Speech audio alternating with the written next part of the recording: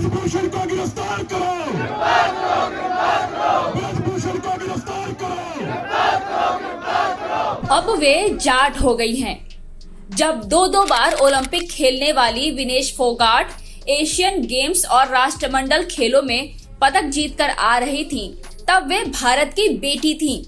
जब साक्षी मलिक ओलंपिक खेलों के महिला कुश्ती मुकाबलों में भारत का पहला मेडल जीतकर लौटी थीं, तब वे देश का गौरव थीं। उनकी उपलब्धियों की खीर में साझेदारी के लिए उतावले फोटोजीवी परिधान मंत्री दल बदल सहित उन्हें दावत पर बुला रहे थे। उन्हें अपने परिवार का सदस्य बताकर उनके साथ फोटो उतरवा रहे थे। हार क्या और जीत क्या का ढेर ज्ञान बघार रहे थे।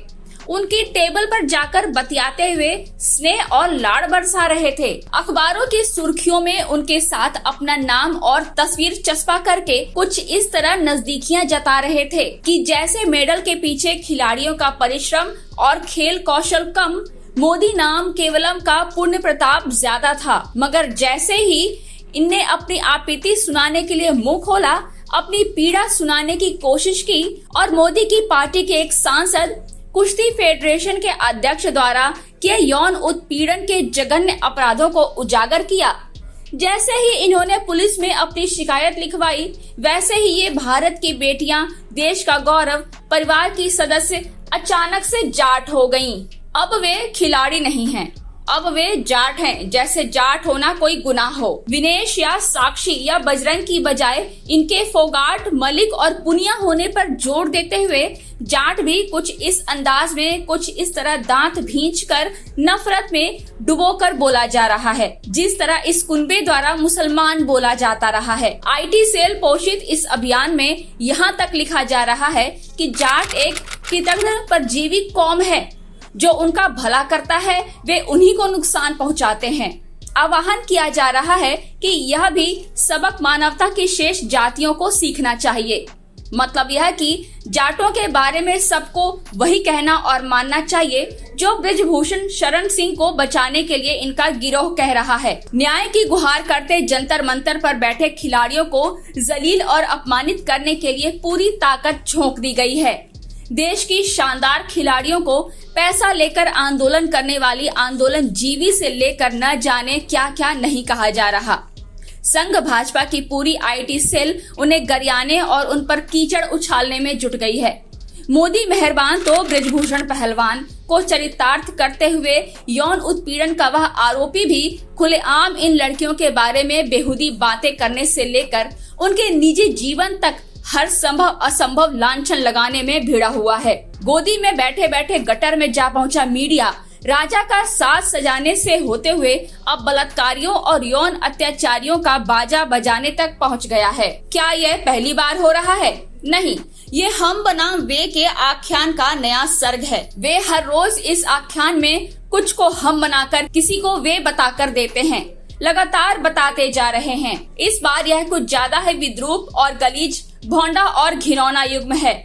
हम और वे की एक निर्धारित क्रोनोलॉजी ही नहीं होती, एक निश्चित केमिस्ट्री भी होती है। यह चिन्हांकित वे के खिलाफ हम की लामबंदी से शुरू होती है और आर पार के मुकाबले और हमलों के इरादों तक जाती है। जिसके खिलाफ यौन अपराधों की एफआईआर दर्ज है, उसकी हिमायत के लिए कथित क्षत्रिय समागम, कथित राजपूतों की कथित पंचायतें इसी का अगला चरण है।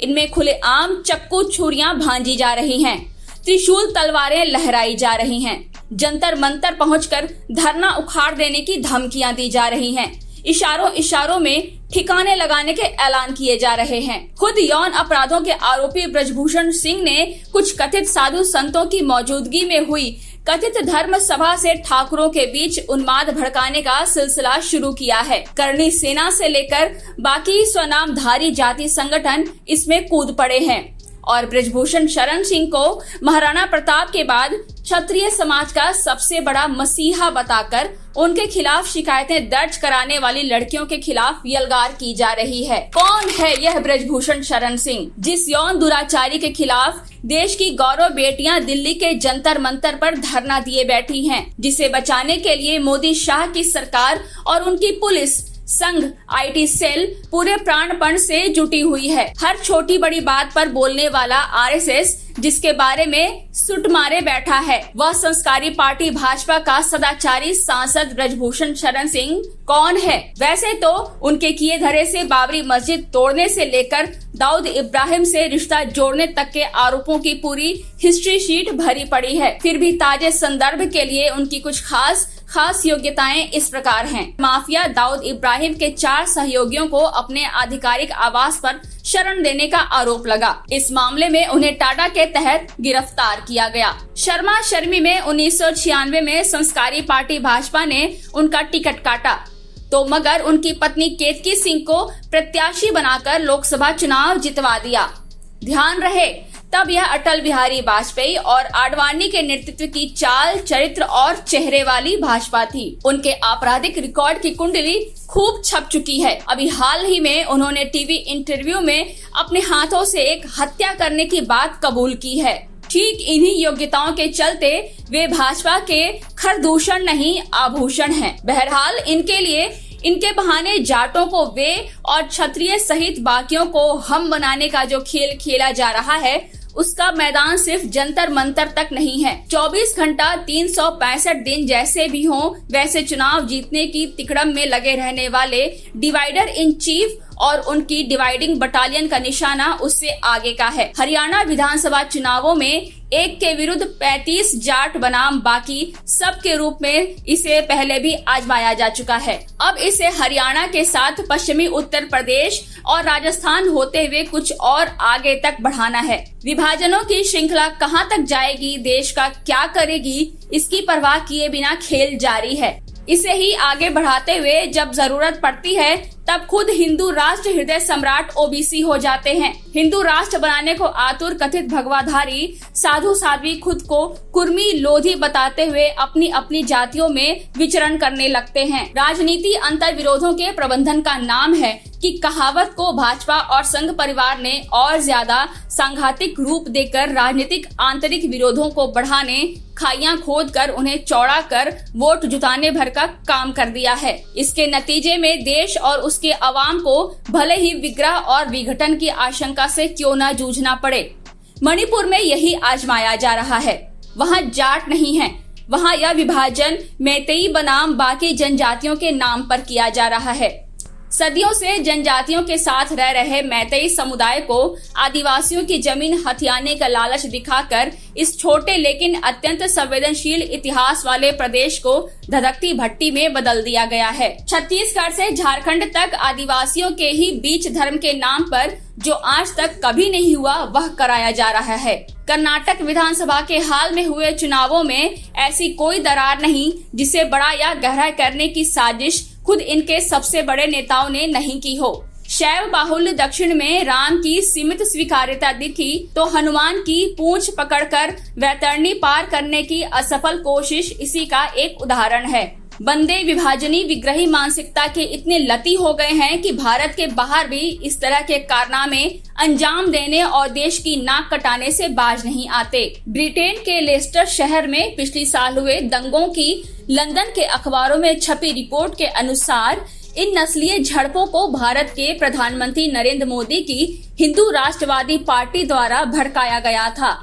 इस रिपोर्ट के अनुसार इंग्लैंड के सुरक्षा बल के स्रोतों के अनुसार ऐसे सबूत मिले हैं कि भाजपा से जुड़े कार्यकर्ताओं ने क्लोज्ड व्हाट्सएप ग्रुपों द्वारा हिंदुओं को सड़क पर उतारने के लिए उकसाया था।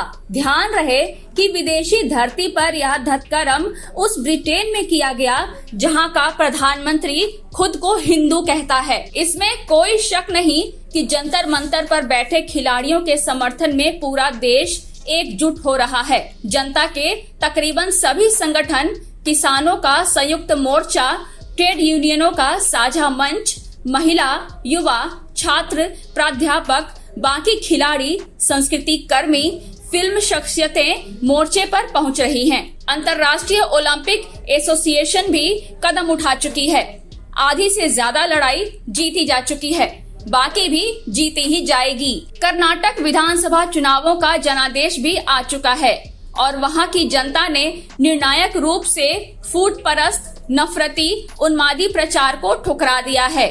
मगर इतने पर संतुष्ट नहीं हुआ जा सकता, क्योंकि मामला इतना सहज नहीं है। विभाजन और विग्रह की लगातार चौड़ी की जा रही खाइयां कुछ जीतों या कुछ सीटों से नहीं जाएगी। इस संक्रामक बीमारी को महामारी बनने से रोकना है तो सिर्फ एक या दो दरारों को जनता की फौरी और भावनात्मक एकता से पाटने से काम नहीं चलेगा।